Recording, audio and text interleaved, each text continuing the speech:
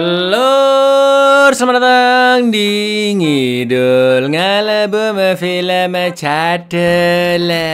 Apakah di sini ada yang bangun siang, capek, tidur kelamaan, terus akhirnya tidur lagi sampai besok pagi? Emang Bahlil Anda? Bahlul Anda?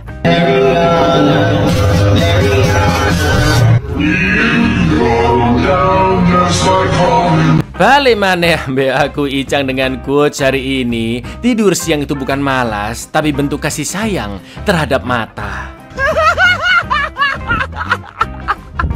Kali ini kita akan mengidul film berjudul Destroyer tahun 2018 bergenre action kriminal. Film ini mengisahkan tentang seorang detektif yang sedang menginvestigasi suatu geng dan terus mencari petunjuk agar bisa menemukan ketua gengnya yang dianggap sangat berbahaya. Seperti apakah konflik yang akan terjadi? Langsung aja ke requestan salam tidak hangat dari dulurku Biji Trax ya. Cak, nitip salam buat ibuku yang lagi duduk di sebelahku.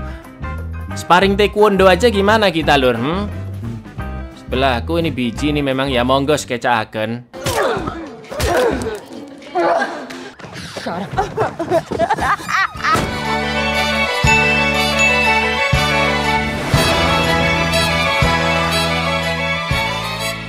Pada suatu siang, seorang detektif asal Amerika bernama Erin Bell mendatangi suatu TKP pembunuhan dengan kondisi badan yang kurang fit karena kebanyakan kobam. Lalu kedua rekannya menjelaskan bahwa korban yang sebut saja Pak Ijo tidak memiliki KTP dan tewas karena tertembak 3 kali dengan pistol berkaliber 38 bergagang merah tanpa nomor seri dan sidik jari yang tergeletak di dekat jasadnya. Selain itu terdapat beberapa lembar uang yang terkena lunturan tinta peledak berwarna ungu dan juga tidak ada saksi mata yang melihat bagaimana insiden penembakan terjadi. Akan tetapi Erin memperhatikan tato 3 lingkaran di belakang leher Pak Ijo dan inilah penghancur.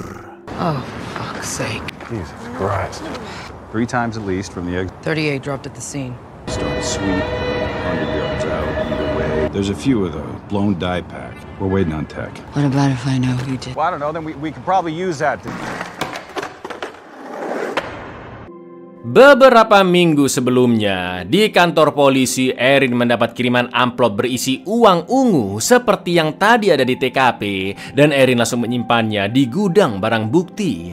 Setelah itu Erin pergi menemui agen FBI bernama Gil, namun kita sempat diperlihatkan bekas tato di belakang leher Erin yang ternyata juga bergambar 3 lingkaran seperti pai jalur. Lalu Erin menjelaskan ke Gil jika uang itu berasal dari perampokan Bank Palm Springs yang dilakukan oleh suatu geng 17 tahun lalu, di mana Erin dan rekannya yaitu Chris saat itu menjadi polisi intel, dan Erin yakin jika ketua gengnya yaitu Silas kini memulai operasi kriminalnya kembali. Setelah dicek nomor serinya, ternyata uang ungu tersebut memang ada di data perampokan yang dilakukan oleh gengnya Silas dulu lur. Silas is back. Where'd you get this? It's a match, yeah? Yeah, we put you and Chris in there for a long time. Erin pun menemui seorang penjual senjata sebut saja Tukiman yang diduga adalah pemilik pistol yang membunuh Pak Ijo. Erin pun memaksanya untuk memberitai kemana Tukiman menjual pistol-pistolnya. Tapi karena dia menolak, Erin pun nekat merampas tas jualan Tukiman yang penuh senapan dan baru akan mengembalikannya jika Tukiman mau bekerja sama. Lalu Erin meminta rekan polisinya bernama Antonio untuk melindunginya dari kroco-kroco Tukiman yang pasti suatu saat akan menyerang. Setelah itu film pun flashback sebentar ketika Erin berdiskusi dengan Chris untuk membahas bagaimana identitas palsu mereka masing-masing yang berpura-pura menjadi pasangan. Di awal-awal misi penyamaran Erin dan Chris, kepolisian mendapat info tentang gengnya Silas dari seorang informan yang sepupunya adalah anggota geng Silas bernama Toby. Lalu Erin dan Chris pun akhirnya diajak datang ke pesta gengnya, yang di sanalah mereka pertama kali bertemu dengan Silas. Where'd you grow up? Paulos de las Cruces. What bar? How'd we meet? We were both at the bar trying to order. Undercover deputy, this is her. This girl. This is my cousin Toby. CI will be making the introduction. Erin menemui Toby yang sedang sakit keras dan tinggal di rumah bersama emaknya. Sebelumnya Toby dipenjara dan polisi terpaksa membebaskan Tommy karena kesehatannya yang terlalu buruk, lur. Lalu Erin menanyakan tentang keberadaan Silas, namun Toby mengaku tidak tahu dan hanya bisa memberikan lokasi salah satu anggota geng bernama Arturo yang sekarang menyediakan layanan hukum gratis untuk para imigran dan prakteknya dibuka secara rahasia di sebuah gereja. Lalu saat OTW pulang, Erin pun teringat dengan salah satu kejadian yang cukup mengerikan ketika sedang dalam penyamaran dan nongki bersama gengnya Silas, di mana Silas memaksa Arturo untuk bermain Russian roulette dengan pistol kecil yang terisi 3 peluru, lur. Sumpah kelihatan psikopat banget memang si Silas ini. Untung aja Arturo masih selamat ya kan. Well, I can't give you, I can give you Arturo. Those little Glacier on the east side. Since they're all day giving up you, your family. Hey, Arturo. Oh, what the hell, man? You don't have to do that. This really doesn't concern Chris. Malamnya ketika sedang nongki di bar, Erin mendapat kabar dari temannya Ethan bahwa anak semata wayangnya Erin yaitu Shelby belum pulang selama beberapa hari. For your information, Shelby yang berusia 16 tahun tinggal di rumah Ethan dan tidak mau hidup bersama Erin karena suatu masalah, dan akhirnya Ethan pun menjadi ayah angkatnya, lur. Namun Erin terkejut saat menemukan Shelby sedang mesra-mesraan dengan pacarnya yang jauh lebih tua, sebut saja Karjo. Jelas Erin pun geram karena Shelby masih di bawah umur. Erin langsung menegurnya, bahkan sampai menampar Karjo. Akan tetapi Shelby tetap menolak saat disuruh pulang, dan pemilik bar juga tidak peduli dengan rencana polisinya Erin karena terlihat kondisi Erin yang sangat teler semerawut akibat kobam. Let's go. Guys, get the freak. Are you drunk? She's underage. In your bar. Cynthia. You gonna tell me about the law?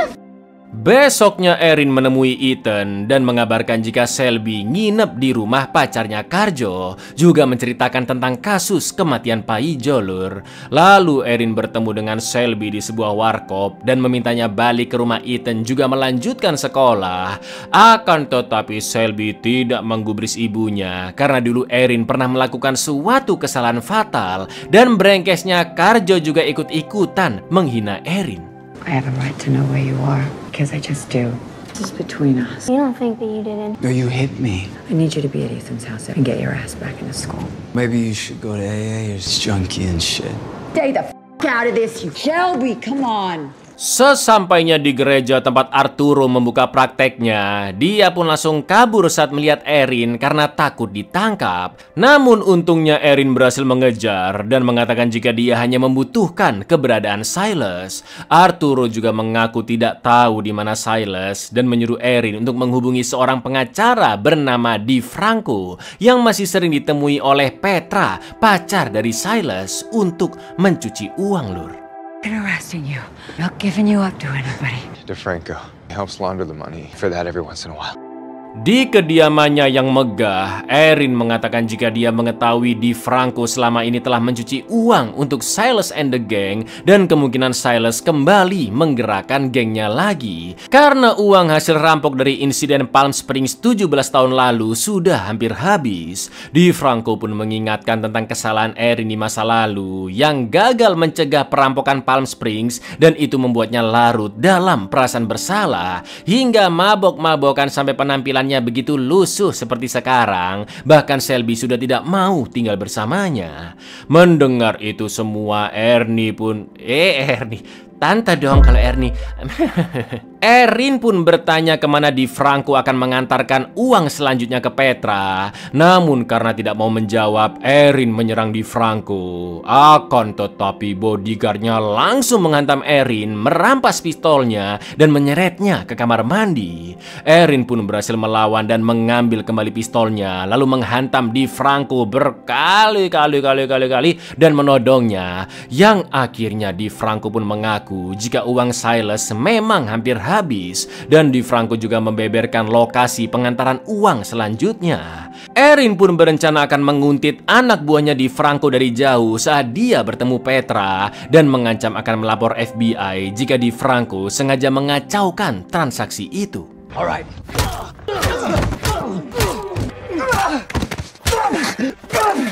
Silas won't be there. It's always Petra. Anything to the FBI, you got it. Where you always did it. I'll be recording it. When's the next drop? By the merry-go-round. Besoknya Erin pergi ke rumah sakit menjenguk Selby yang dirawat karena baru saja tangannya patah saat sedang bersama Karjo di sebuah bar dan terlibat perkelahian. Namun Selby lupa di mana lokasi bar tersebut. Melihat kondisi anaknya, Erin pun semakin emosi dan Selby juga masih tetap pengen bersama Karjo.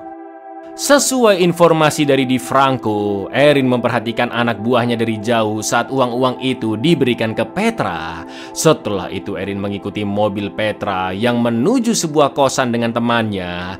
Namun alih-alih langsung menggerbek masuk, Erin pun menunggu di luar semalaman terlebih dahulu. Dan tiba-tiba dia teringat momen-momen saat berasal lole dengan Chris karena pada akhirnya mereka saling mencintai lur. Lalu besok paginya ketika Petra pergi, Erin pun kembali mengikutinya sampai mobil Petra berhenti di dekat sebuah gedung. Ternyata Petra akan merampok bank bersama 5 orang bertopeng serigala dan Erin menduga salah satunya adalah Silas karena rambutnya sangat mirip lur.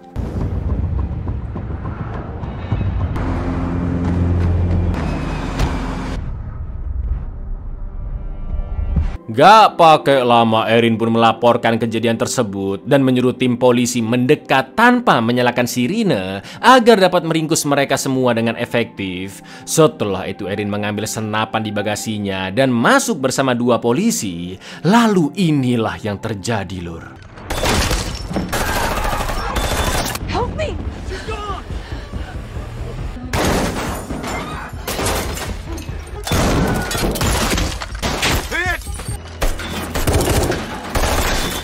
Tiga perampok berhasil ditumbangkan dan 3 lainnya kabur termasuk Petra yang menyelamatkan diri ke toko es krim. Tak lama kemudian Erin pun datang menyerang Petra hingga giginya patah, lalu menyeretnya lewat pintu belakang toko dan memasukkannya ke bagasi. Karena Erin tidak ingin tim polisi yang baru datang sampai tahu jika misi Erin sebenarnya adalah mencari Silas.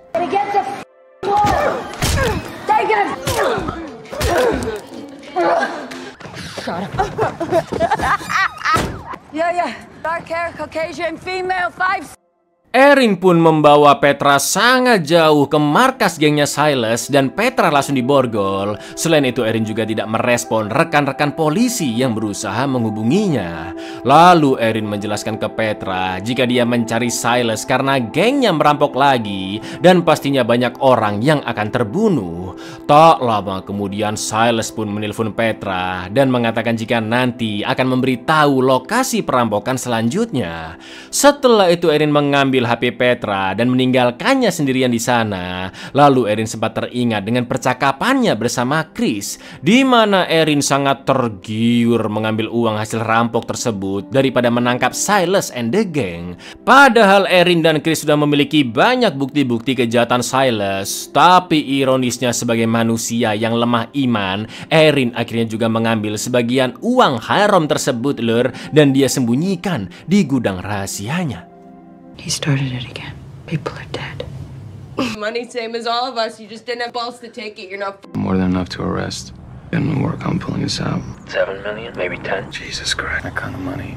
Karena merasa bersalah, Erin pun menyuruh Ethan untuk mengambil semua uang di gudang rahasia yang berjumlah sekitar $500.000 agar Ethan bisa tinggal di tempat yang lebih baik bersama Selby. Akan tetapi Ethan menolak tawaran itu karena merasa tidak pantas menerimanya. Lalu Sin sempat flashback ke masa lalu saat Erin baru mengetahui dia Hamidun, anak dari Chris lur. Lalu sesampainya Erin di gudang, dia pun sangat terkejut melihat tas uang hasil rampokan 17 tahun lalu yang ternyata hampir seluruhnya terkena noda ungu dan hanya tersisa $11.400 yang normal lur, atau kira-kira sebesar 169 jutaan. Setelah itu Erin memberikannya secara cuma-cuma ke Karjo dengan satu syarat, yaitu dia harus meninggalkan Selby, juga dilarang menghubunginya sedikit pun. Tanpa pikir panjang Karjo pun setuju dan jelas Erin melakukan semua itu agar Selby balik ke Eton lalu melanjutkan sekolahnya lagi, ya kan?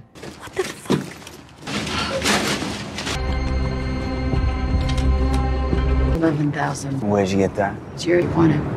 You stay in Spokane, talk to her again, not even a single. Fine. No one's worth this. Now you better send it. Saat OTW pulang, Erin pun teringat dengan perampokannya bersama Chris dan gengnya Silas, di mana saat itu perampokan menggunakan 2 mobil. Erin menjadi supir dan rencananya mereka berdua akan meringkus Silas and the gang setelah perampokan selesai.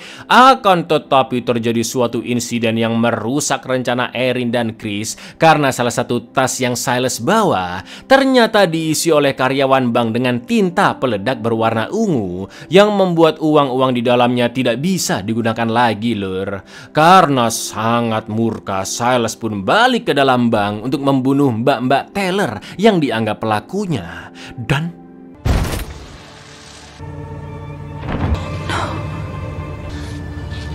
FBI! Tell me, are you up? Don't tell me you're up. Slow down. Slow the down.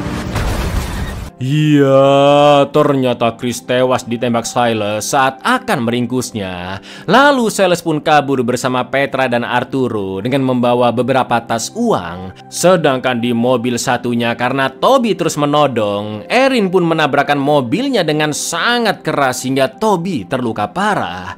Jelas Erin sangat terpukul atas kematian Chris, dan dengan ini seluruh penyamarannya sebagai polisi intel juga berakhir. Setelah insiden itu, Erin pun menyimpan tas uang ke gudang rahasianya dan mengaku ke kepolisian jika dia gagal dalam misi penyamaran. Kejadian inilah yang membuat Erin merasa bersalah selama belasan tahun, yang akhirnya dia pun minum-minum Hammer sampai wajahnya pucat karena Erin merasa mungkin dia masih bisa menyelamatkan Chris tak lama setelah mobil Silas pergi.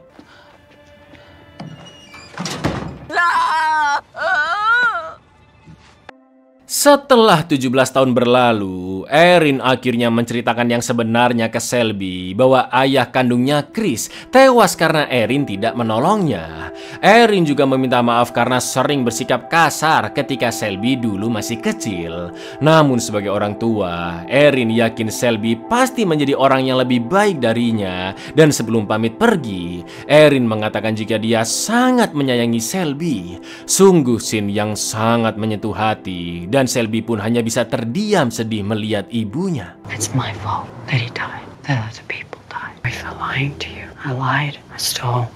I do. You can be better than me.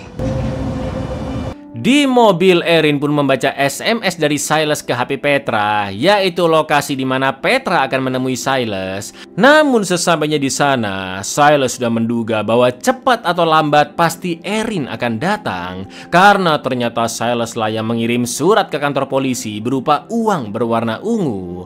Tanpa babi bu, Erin pun langsung menembak Silas berkali-kali hingga tewas untuk membalas dendam atas kematian Chris.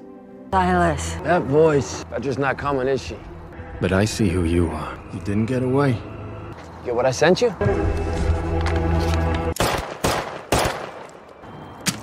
Iya, jasad Pak Ijo di awal film ternyata adalah Silas, lur. Dan Erin sudah merencanakan ini semua sejak menerima amplop berisi uang ungu dari Silas. Sedangkan senjata yang dia pakai adalah pistol rampasan dari Tukiman. Setelah itu Erin balik ke mobil dan dihampiri oleh rekannya Antonio. Lalu Erin memberikan amplop berisi alamat Petra sekaligus kunci gudang rahasianya yang berisi tas uang ungu untuk mengulik kematian Pak Ijo. Setelah Antonio pergi, terlihat perut Erin yang ternyata sudah memar parah, lur. Karena sejak awal Erin tidak mengobati tubuhnya yang terluka karena diserang anak buahnya di Franco dan melawan Petra. Kondisi Erin pun semakin lemah sampai akhirnya dia tewas di mobilnya. Namun sebelum menghembuskan nafas terakhirnya, Erin yang sakaratul maut pun teringat dengan momen-momen terakhirnya bersama Chris dan juga Selby. Someone gets their hair muzzed, identify and shut it down, okay?